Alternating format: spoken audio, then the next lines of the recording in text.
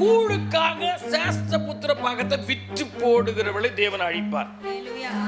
உலக ஆசீர்வாதத்துக்காக தேவனுடைய உன்னதமான ஆசீர்வாதத்தை வெறுக்கிறவனை, அசட்டை பண்ணுகிறவனை அழிப்பதற்கு ரட்சகர்கள் சீயோன் மலையில வந்து இறங்குவார்கள். அப்போது ராஜ்யம் கர்த்தருடையதாகும். ஆண்டவருக்கு ஏதோ மேல அவ்வளவு கோபனா, இவன் கர்த்தருடைய ஆசீர்வாதமான காரியங்களை அற்பமா நினைக்கிறான்.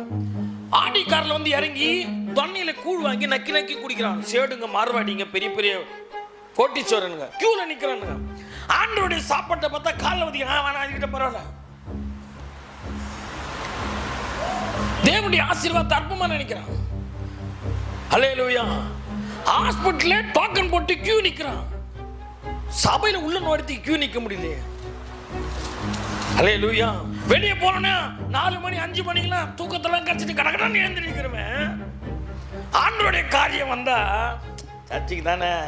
கர்த்தரோட ஒரே எண்ணம் தெரியுமா? அவன் அழிக்கணும். கிளம்புங்க.